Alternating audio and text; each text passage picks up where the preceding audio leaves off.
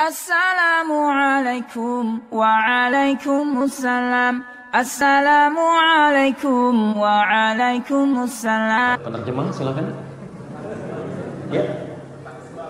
Tentang isbal. Baik, kita akan buat perbincangan khusus tentang ini, teman-teman sekalian.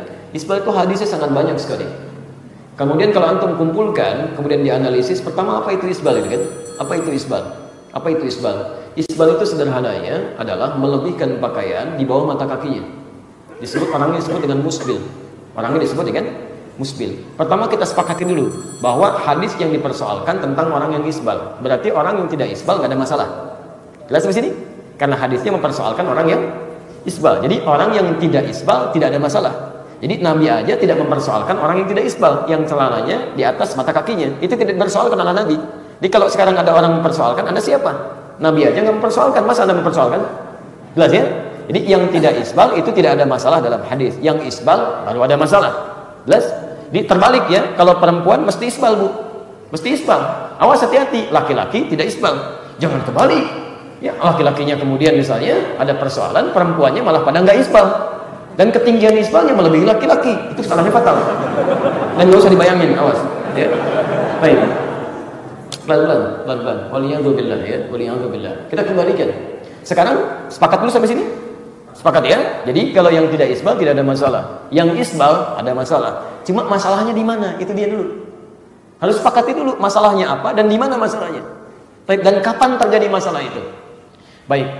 Hadis-hadis sampai kepada kita. Ada di Abu Daud kemudian bagian pertama ya nomor 187. Teman-teman sekalian di hadis pertama. Satu kali saya persingkat saja. Nabi SAW sedang duduk dengan para sahabat. Tiba-tiba lewat seseorang.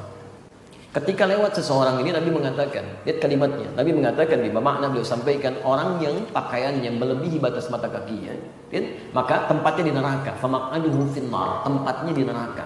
Orang yang pakaiannya melebihi batas mata kakinya, tempatnya di neraka. Jelas ini? Belum, karena belum selesai kalimatnya. Baik, bagaimana Anda bisa jelas, gitu kan? Baik. Di sini kemudian Abu Bakar langsung berkata, "Ya Rasulullah, bagaimana dengan saya? Bagaimana dengan saya? Karena izar itu sarung, ya. Sarung saya, pakaian saya juga melebihi mata kaki." Kata Nabi, "Kamu tidak termasuk dalam ini." Lihat kalimatnya, ya. Lihat kalimatnya, Abu Bakar mengenakan pakaian melebihi batas kakinya. Jadi Abu Bakar itu isbal juga di sini. Jelas sampai sini? Karena beliau merasa beliau ini kurus, kan? Kemudian sering turun tuh sarungnya, melebihi batas mata kakinya.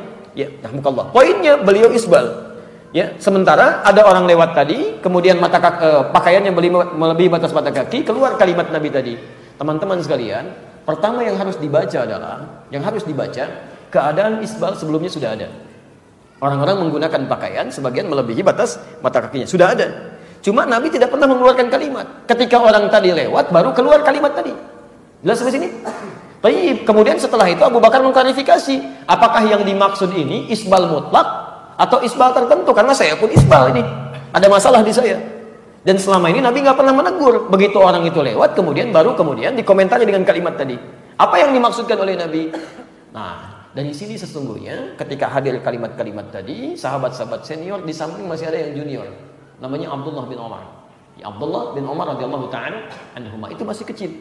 Maka disampaikanlah kepada beliau ini oleh Nabi SAW dengan kalimat bahasa yang dipahami. Kan anak-anak biasanya belum paham bahasa kiasan ya, bahasa tinggi gitu. Ya. Nah, yang 5 tahun, yang 4 tahun dipanggil sini, kamu jangan panjang tangan ya. Tangan kakak nggak panjang kok, kan? Yang dia pahami bahasa real saja. Tayyib. Maka pada Abdullah bin Umar radhiyallahu ta'ala anhu disampaikan oleh Nabi SAW, kamu jangan sombong seperti orang yang melebihkan pakaiannya di bawah mata kakinya. Orang seperti itu maka tempatnya di neraka. Jadi di sini ada dua kalimat. Satu, Nabi menyebutkan kalimat umum yang tanpa menyebutkan kalimat sombong. Sedangkan di sisi lain menjelaskan pada Ibnu Umar memasukkan kalimat sombongnya khailah di sini. Maka dikumpulkanlah oleh para ulama hadis-hadis ini, bahkan banyak sekali hadisnya. Diterapkan metode al-jam'u wat tawfiq, mengumpulkan semua hadisnya, diambil isyarat hukumnya. Kesimpulan pertama, ada yang menafsirkan bahwa yang dimaksud dengan isbal ini bukan isbal mutlak berbicara tentang pakaiannya, tapi berbicara tentang sifat yang melekat pada orang tadi. Karena orang ini ketika lewat menampilkan kemegahan dirinya, Teman-teman kalau pernah ke Arab atau tinggal di Arab, sebagian sifat orang-orang Arab itu dulu yang diabadikan dalam pelajaran-pelajaran dan praktek sebagian hingga kini, itu kalau sudah mendapati kenaikan strata dalam kehidupan, harta mulai agak banyak, kedudukan meningkat, biasanya salah satu tanda untuk menampakkan dirinya dengan berganti pakaian yang lebih bagus dan tercurah sampai dengan ke bawah jalan. Ya, jadi pakaian-pakaian kebesaran lah gitu ya. Baik, bukan cuma cukup kebesaran. Kalau yang perempuan itu pakai perhiasan-perhiasan. Ya, baik kalau jalan perhiasan banyak, itu kan tabarruj namanya. Tabarruj muncul kelihatan, kaki gelang dipakai kan, gelangnya di kaki, ketika jalan kici gitu kan. Itu tandanya sudah mulai meningkat strata kehidupannya. Nah, jadi begitu dia lewat dia ingin pamer, nih saya lah. Baru berubah di status kehidupannya. Maka disoallah oleh Nabi SAW. Maka pendapat yang pertama dari kalangan para ulama mengatakan hadis isbal ini ilatnya, sebab Nabi menyampaikannya bukan karena pakaiannya, karena yang lain pun dengan pakaian yang sama tidak disoal, cuman karena kesombongan yang melekat pada orang itu ingin pamer dengan keadaannya. Jelas di sini? Ini bagian yang pertama. Jadi ilat hukum yang disimpulkan terkait dengan kesombongan, pamer di sini. Yang kedua mengatakan dia mengambil pada hadis yang mutlak saja, yang mutlak untuk kehati-hatian. Karena ilat sombong ini kaitan dengan hati kan. Kita nggak bisa menebak suasana hatinya. Ya, suasana hati bisa sombong bisa tidak. Karena Nabi mengatakan dalam satu situasi mutlak kalimatnya untuk kehati-hatian dia mengambil yang ini saja. Jadi pokoknya nggak boleh isbal lah. Kalau isbal resikonya bisa di neraka gitu kan. Maka mengambil hadis ini dengan pemahaman untuk menjauhi isbal, maka dia praktekkan dalam kehidupan celananya, kemudian dia sesuaikan di atas mata kakinya. Ya, pendapat yang kedua. Tayyib. Yang ketiga kemudian berusaha menggabungkan ini. Ini menurut saya yang terbaik. Ini yang menggabungkan. Baik poin yang pertama ataupun yang kedua sesungguhnya bisa dipadukan. Ya. Satu, yang terbaik adalah menyesuaikan kondisi pakaian itu. Ya.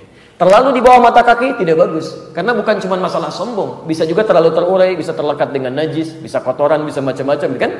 Jadi Anda bisa sesuaikan. Bisa Anda misalnya pas di mata kaki naikkan sedikit ke atas untuk menghindari kotoran-kotoran dan noda, tapi tetap menggunakan asas keanggunan dan keelokan karena Allah pun mencintai keindahan di sini. Innallaha jamilun yuhibbul jamal. Jadi sesuaikan dengan profesi Anda, maksimalkan itu sehingga tampak keanggunan Anda tidak keluar ya dari penampilan yang menurut sebagian adat mungkin tidak bagus gitu ya. Bukan cuma adat yang tidak sesuai dengan kondisi agama, bukan, sesuai dengan kondisi syariat kita, tapi dipandang kurang elok. Misal, mohon maaf ya, Anda sudah pakai jas, pakai dasi gitu kan, mau berangkat ke kantor, tiba-tiba celananya mau dekat lutut ya, seimbang misalnya kan, terlalu tinggi kan, gak nyaman dilihat ya, gak nyaman ya. Jadi karena itu coba Anda sesuaikan ya, mungkin di atas sedikit, ya paskan di situ, ya naikkan sedikit, yang dengan itu najis bisa dihindari dan tampilan tetap bagus di sini. Ini pada prinsipnya ini cuma khilaf ringan di sini, nggak usah diperbesar. Jadi jangan sampai timbul masalah baru yang dengan itu justru memasukkan Anda ke neraka. Anda memang tidak isbal, tapi mulut Anda isbal tuh. Semua ditarik gitu kan, kayak nggak ada sumbunya. Masih kelebihan bahan, kayak nggak ada gunting aja. Komentarnya kan nyebelin, rame di situ. Tiba-tiba apa yang terjadi? Kesombongannya muncul. Dia nggak isbal, cuman lisannya sombong. Atau sebaliknya, yang isbal pun komentarnya yang lain. Begitu jalan, Assalamualaikum, Masya Allah, banjir ya ini. Enggak kok dinaikin, bisa gitu kan?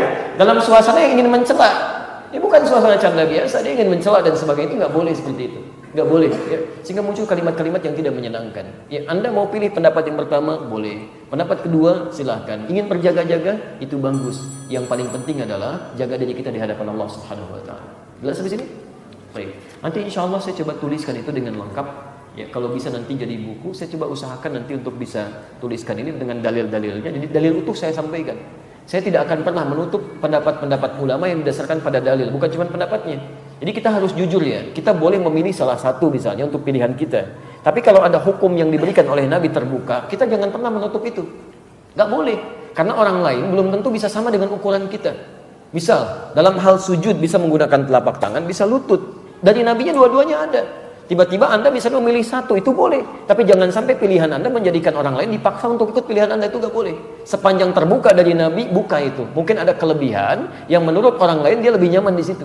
Tapi kalau nggak ada dari Nabinya, jangan bikin hukum baru. Jangan usah bikin. Puasa sunnah cuma Senin, Kamis, ya. Setelah itu Ayyamul Bid. Setelah itu tingkat paling tinggi misalnya puasa Daud, sehari puasa, sehari tidak. Itu ada. Anda pengen bikin yang baru, saya besok puasa Sulaiman, bisa sih kan? Padahal nggak ada, itu nggak boleh. Tapi sepanjang ada, itu nggak ada masalah. Itu nggak ada masalah. Jelas di sini?